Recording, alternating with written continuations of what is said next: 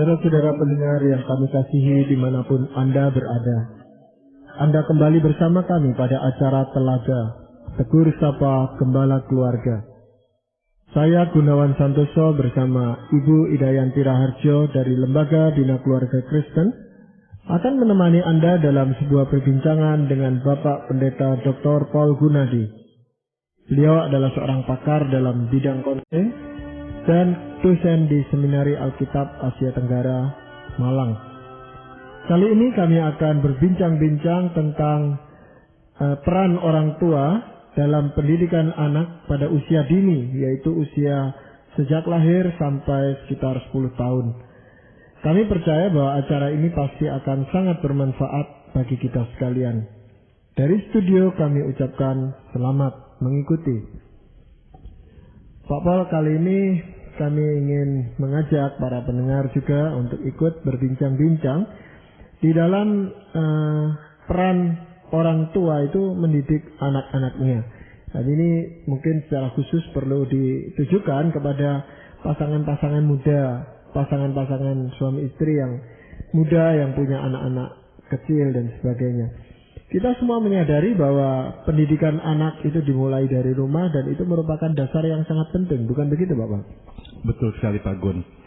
Di depan saya ada satu ayat dari Amsal pasal 29 ayat 17 yang berkata, "Didiklah anakmu, maka ia akan memberikan ketentraman kepadamu dan mendatangkan sukacita kepadamu." Jadi memang Alkitab meminta kita, ini bukanlah pilihan Pak Gun, agar kita mendidik anak kita.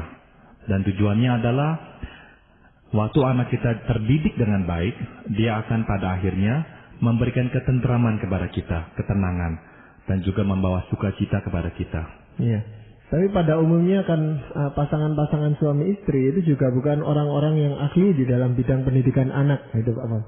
Betul. Nah, apa yang bisa kita khususnya Pak Paul sampaikan pada acara Telaga ini? Salah satu kendalanya Pak Gun ya, agar kita ini sadar terlebih dahulu, kendala terbesar adalah kita ini produk didikan orang tua kita. Dan ada kalanya kita bukanlah hasil didikan yang baik. Namun perjalanan hidup kita akhirnya membawa kita ke tempat yang berbeda, sehingga kita bisa belajar menjadi orang tua yang lebih baik. Namun seringkali hal-hal yang pernah kita terima dari orang tua kita yang tidak sehat itu menjadi bagian hidup kita. Dan akhirnya sewaktu kita mendidik anak, kita menggunakan cara yang sama. Atau kebalikannya Pak Gun, karena kita takut sekali mendidik anak seperti orang tua kita dulu misalnya mendidik kita dengan keras, kita akhirnya melakukan hal yang merugikan anak kita, yakni tidak berani keras sama sekali dengan anak. Jadi sekali lagi, didikan masa lalu itu mempengaruhi kita. Baik kita ini melestarikannya menggunakan metode yang sama, atau kebalikannya. Kita benar-benar membuang didikan orang tua kita dan akhirnya pindah ke kutub yang satunya dan sangat berlebihan. Iya. Dalam pengalaman saya Pak Paul, mendidik anak khususnya pada usia dini itu sebenarnya saya lebih banyak menyerahkan pada istri saya itu Pak Paul. Khususnya pada masa-masa anak saya yang pertama baru lahir gitu. Pokoknya yang masih bayi itu saya tidak ikut-ikut pendidikan itu Pak Paul sebenarnya. Saya kira ini bisa dimaklumi ya Pak Gun, sebab para ayah akhirnya terbentur pada faktor waktu ya. Dan istrilah atau ibulah yang akan mempunyai waktu lebih banyak dengan anak, sehingga lebih berkesempatan untuk mendidik anak, itu betul. Tapi ya kita sadari semakin anak besar, semakin kita juga lebih bisa berperan di dalam hidupnya. Tentu menjadi suatu persoalan tersendiri buat ibu itu, ibu muda itu Pak. Tepat sekali Pak Gun. Jadi saya pernah membaca satu hasil riset yang mengemukakan bahwa nomor satu adalah perempuan itu lebih mudah mengalami depresi dibanding pria. Bahkan dikatakan perbandingannya 2:1. Namun di antara wanita Yang paling mudah dan paling rawan dihinggapi depresi adalah para ibu muda yang tinggal di rumah mengasuh anak-anak kecil. Jadi para ibu muda dengan anak-anak kecil adalah kelompok yang paling rawan dihinggapi depresi. Nah, jadi sekarang kita mulai menyoroti mendidik anak usia kecil ya, misalnya di bawah usia 10 tahun. Orang yang mendidik anak usia kecil adalah juga orang yang rawan atau mudah dihinggapi oleh depresi. Artinya apa? Artinya mereka ini adalah, para ibu muda ini, merasakan keterjebakan, merasakan kejenuhan, merasakan kelelahan mental yang amat sangat dalam mendidik anak-anak yang masih kecil ini. Nah, akhirnya juga mereka ini diharapkan untuk mendidik anak sehingga anak itu bisa menguasai dirinya dengan lebih baik. Masalahnya adalah kalau tidak hati-hati, kita akan melihat adanya suatu interaksi yang negatif antara para ibu muda ini dengan anak-anak yang masih kecil ini. Sebab para ibu muda ini bukanlah orang-orang yang berada pada keadaan yang sangat menyenangkan. Dia sendiri dalam keadaan tertekan. Nah, dalam keadaan tertekan ini, ya harus juga mendisiplin anak. Kalau tidak hati-hati, disiplin ini bisa berlebihan. Disiplin ini bisa akhirnya ditunggangi oleh rasa frustrasi yang memang sudah menghinggapinya. Begitu Pak Gon. Jadi bagaimana ibu muda ini mengatasi masalahnya itu Pak Mas? Memang tidak gampang ya. Sebab kita soroti dulu para ibu muda ini ya Pak Gun. Para ibu muda ini, apalagi pada zaman kita sekarang, biasanya adalah produk perguruan tinggi. Cukup banyak wanita sekarang yang lulus diploma atau bahkan S1. Dan bahkan ada yang lebih dari S1. Cukup banyak di antara mereka yang sebelum mempunyai anak adalah sebagai wanita karir, bekerja. Dan sejak kecil mereka memang dididik untuk berproduktif atau mempunyai hasil dengan karya-karya kerja mereka. Namun sekarang tiba-tiba mereka harus berada di rumah, tidak bisa bekerja di luar, dan harus menghadapi satu anak atau dua anak yang masih kecil-kecil, di mana mereka tidak bisa berbagi rasa dengan orang dewasa. Akhirnya mereka terjebak dalam satu lingkungan yang sangat monoton dan sangat menuntut, dan tuntutan ini diberikan non-stop, terus-menerus. Sehingga akhirnya kalau tidak hati-hati, yang akan sering kali muncul adalah kemarahan. Kemarahan dan kemarahan. Nah, kita ketahui bahwa disiplin yang terlalu diisi oleh kemarahan tidak efektif. Membuat anak akhirnya tidak takut lagi dengan teguran atau instruksi si ibu. Begitu. Nah, jadi kita harus sadari dulu juga latar belakang ini semuanya. Nah, baru nanti kita masuk kepada bagaimana cara ibu muda ini bisa mendisiplin anak dengan lebih baik.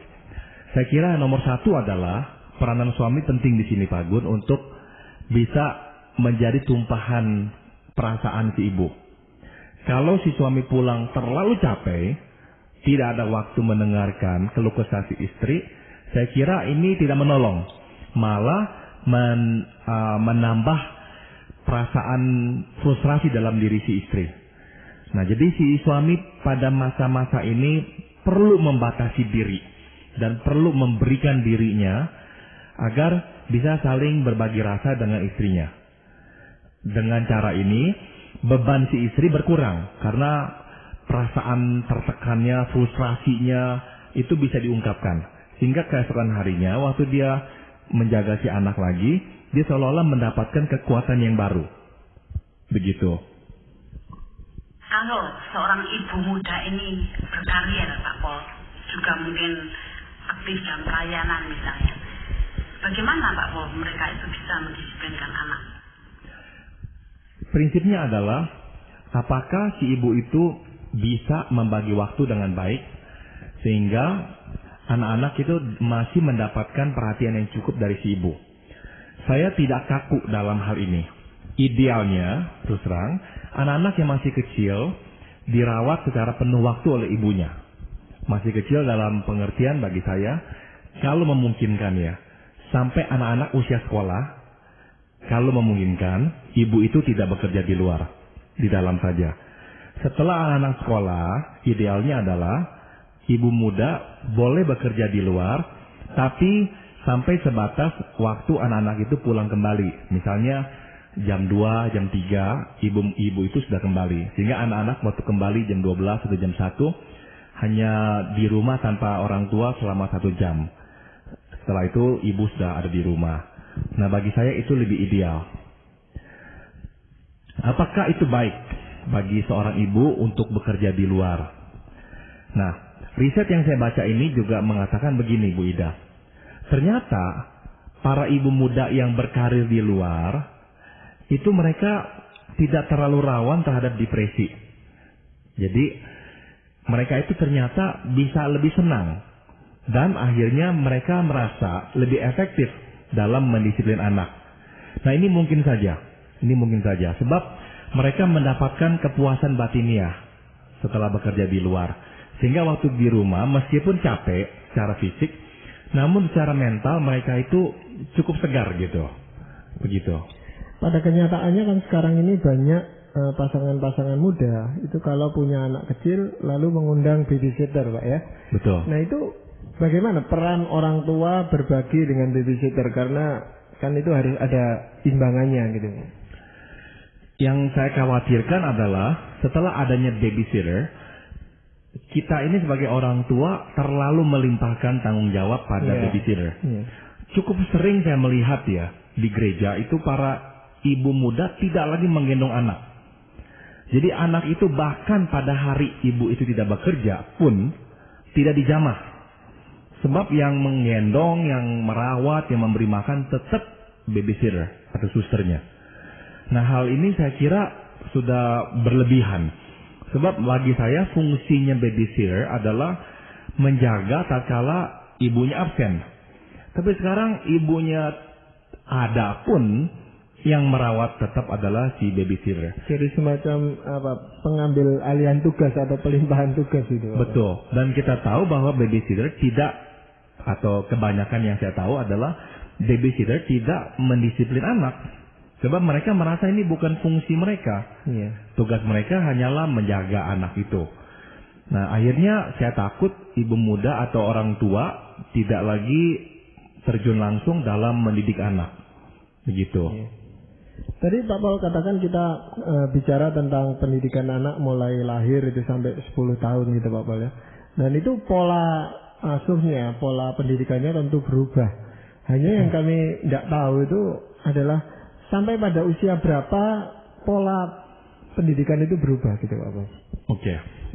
Saya menggunakan beberapa istilah ya Pak Gun. Pada masa kecil, anak-anak itu didisiplin dengan instruksi. Jadi perintah langsung. Dan anak itu perlu tanggap dan tunduk pada instruksi kita. Itu saya akan kategorikan untuk anak-anak usia 0-1 tahun hingga usia sekitar 10 tahun. Pada masa anak-anak memasuki usia remaja, jadi usia 11 tahun hingga usia 17-18 tahun, saya menggunakan istilah direksi atau petunjuk. Jadi yang pertama adalah instruksi langsung, tapi pada usia setelah 10 tahun, kita menggunakan direksi atau direction ya, pengarahan. Tidak lagi kita ini memberikan instruksi. Nah, jangan sampai terbalik. Kalau terbalik, hasilnya benar-benar bisa merugikan si anak. Sebab ada orang tua yang pada masa kecil anak-anak itu diberikan pengarahan, direction, direksi. Pada masa remaja baru diberikan instruksi terus menerus. Iya, berantakan semuanya. Melawan malah Pak ya. Malah melawan, betul. Jadi pada masa kecil kita berikan instruksi dalam pengertian, instruksi itu nomor 1 harus jelas, dipahami oleh si anak. Kita harus mengerti bahwa anak belum tentu mengerti instruksi kita. Maksudnya apa? Bukannya anak tidak mengerti kata-kata kita. Kebanyakan dia mengerti kata-kata kita. Misalnya, jangan naik ke bangku. Dia ngerti jangan naik ke bangku. Tapi anak tidak mengerti instruksi itu dalam pengertian, Kenapa tidak boleh naik ke bangku? Begitu. Nah, anak kecil umur 5-4 tahun, 6-7 tahun perlu tahu kenapa instruksi itu diberikan. Nah, ini yang saya maksud dengan instruksi harus jelas, Pak Gun. Kalau tidak jelas, si anak cenderung melakukannya lagi. Itu yang pertama, yang paling pokok. Yang kedua adalah instruksi itu harus diberikan dengan wibawa. Artinya, kalau si orang tua tidak dipandang, tidak dihormati, tidak ditakuti oleh si anak pada usia kecil, instruksi itu akan hampa, akan kosong, tidak ada bobotnya. Maksudnya apa? Jadi si ibu atau si bapak waktu memberikan instruksi, suara itu tidak harus keras, tapi harus mantap. Tegas maksudnya. Harus tegas begitu. Dan kalau sudah berkata, nanti kalau engkau lakukan lagi, saya akan hukum, itu harus dijalani. Nah, itulah faktor-faktor yang memperkuat wibawa pada diri orang tua. Nah, menarik sekali Pak Paul tadi singgung tentang hukuman Pak Paul ya. Memang instruksi kan erat kaitannya. Kalau tidak dilakukan ya dihukum gitu ya. Iya. Tapi yang menjadi problem orang tua muda adalah bagaimana cara memberikan hukuman itu kepada anak yang kecil itu. Kadang-kadang kan ya kita merasa masih kecil ya, kita maklumi lah, tidak apa-apa gitu. Iya. Saya sekali lagi mengacu pada nasihat Dr. James Dobson yang berkata, kita menghukum anak sewaktu anak membangkang kita. Jangan menghukum anak sewaktu anak melakukan kesalahan yang umum dilakukan pada anak seusia itu. Misalnya menumpahkan air di meja lagi makan, atau tersandung sehingga memecahkan barang. Hal-hal itu tidak seharusnya mengundang hukuman. Karena itu adalah kesalahan yang layak atau yang umum dilakukan. Dan tidak disengaja. Dan tidak disengaja, begitu. Nah, waktu anak membangkang, kita suruh dia jangan naik ke atas meja. Dia melihat kita, terus naik ke atas meja. Di saat itulah kita langsung harus memberikan hukuman. Nah, jadi hukuman kita berikan dengan langsung. Jangan menunda hukuman terlalu lama. Apalagi pada anak kecil.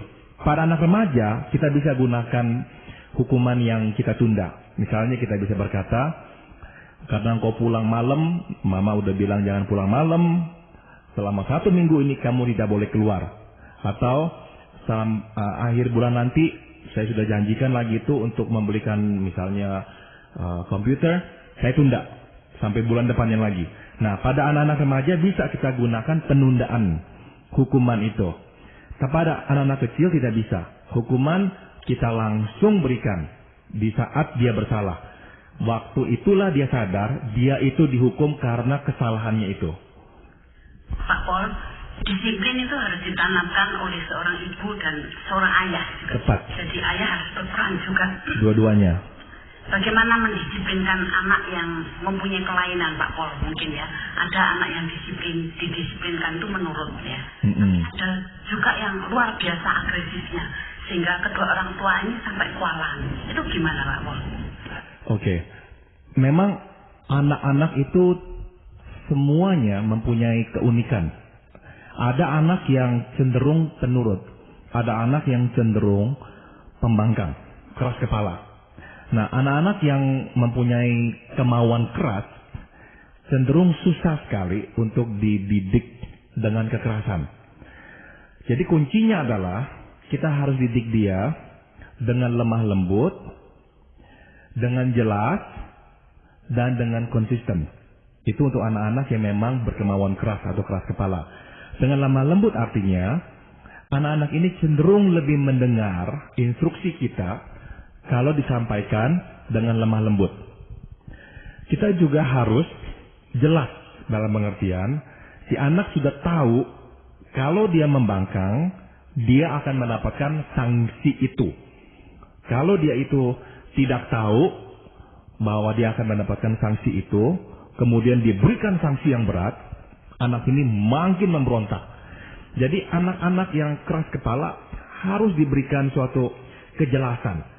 Kalau engkau pulang malam lagi, kalau engkau naik sepeda lagi sebelum belajar, akan saya hukum dengan cara saya akan kasih rotan. Pantat kamu akan saya pukul 5 kali. Nah, waktu dia naik sepeda, kita langsung bawa ke dalam rumah, kita berikan rotan pada pantatnya sekitar 5 kali. Nah, itu yang harus kita lakukan. Jadi jelas dan dia tahu itulah sanksinya. Dan yang ketiga harus konsisten.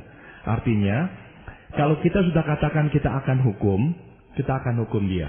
Kalau kita sudah katakan dia boleh pergi, dan dia boleh pergi. Misalkan, kita sudah katakan, kalau engkau main sepeda, engkau akan saya hukum 5 kali rotan. Tapi terus kita, karena panas, kita berkata, minggu depan juga, nggak jadi kita pergi, misalnya ke dunia fantasi. Nah, itu anak akan kaget sekali, karena tidak ada kaitannya dengan dunia fantasi itu. Tapi karena kita emosi, kita mengaitkannya dengan pergi ke dunia fantasi minggu depannya. Kita tidak konsisten dengan kata-kata kita. Jadi anak-anak yang keras kepala ini perlu dididik. Masih ada kesempatan mendidiknya. Namun 3 hal itu harus kita penuhi. Gitu.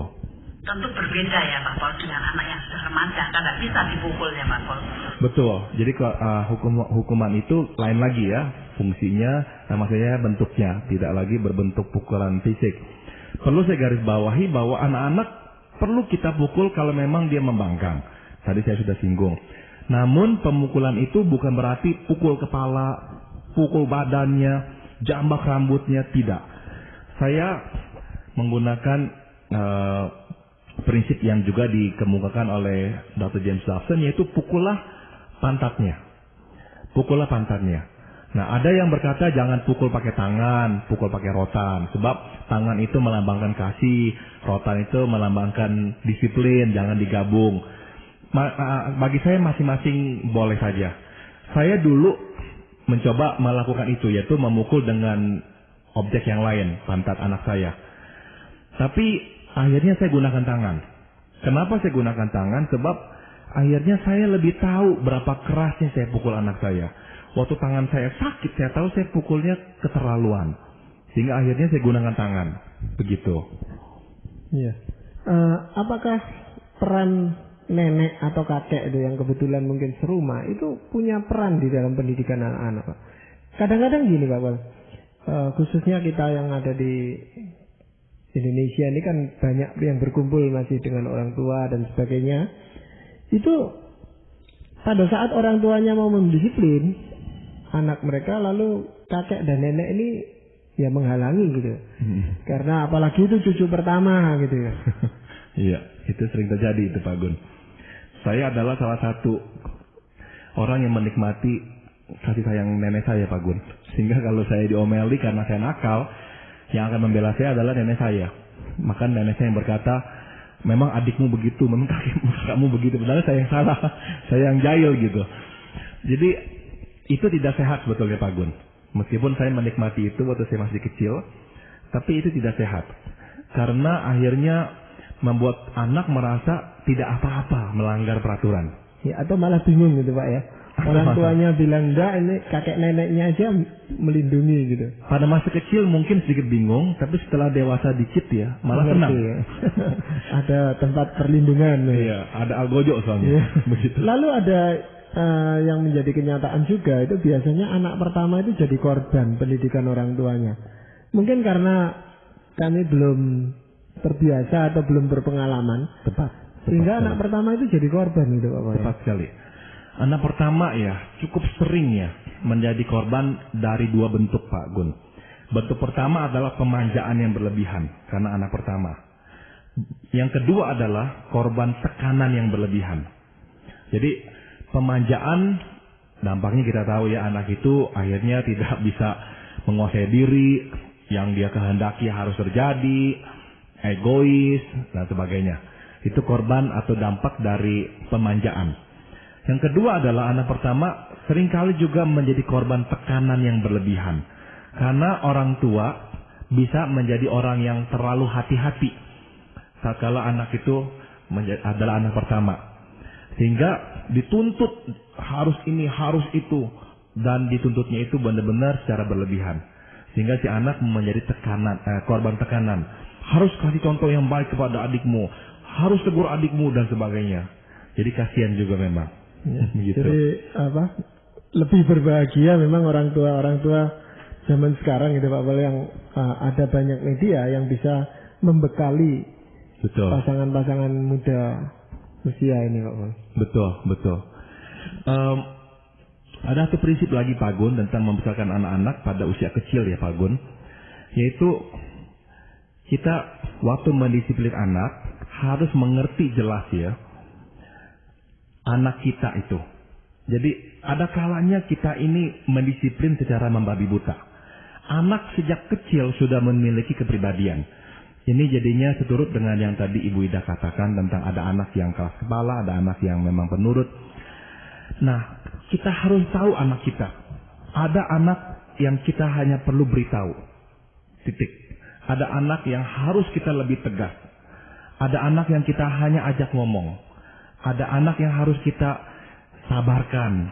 Ada anak yang kita harus mengalah dulu, baru nanti kita masuk lagi. Itu semua adalah teknik-teknik mengorangtuai anak yang tidak bisa saya bahas atau Pak Gun bahas secara teoritis.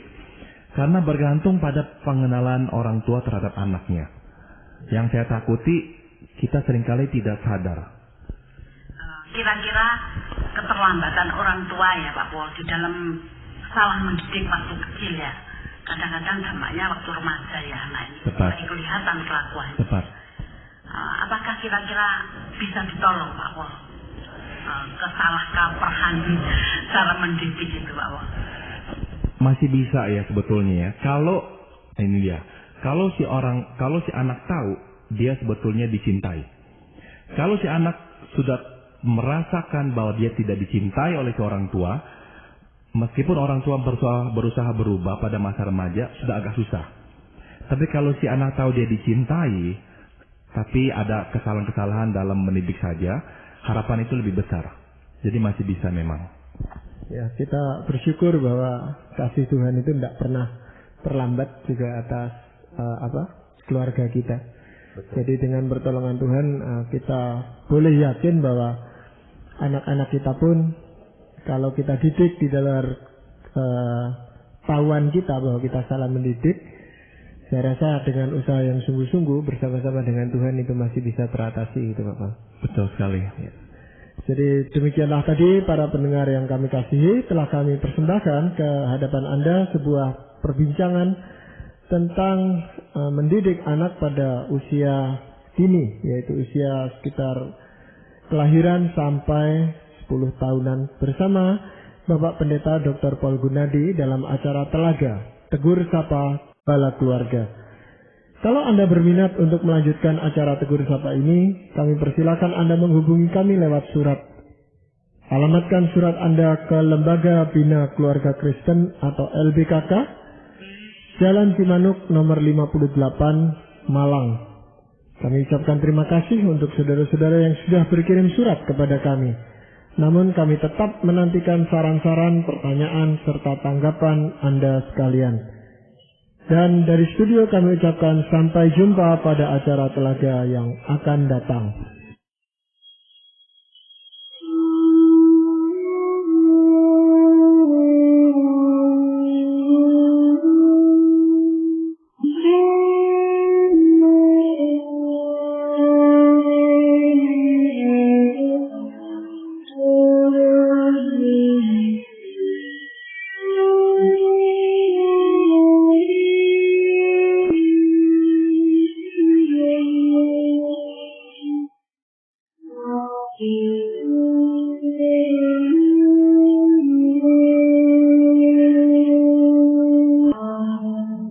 Mm-hmm.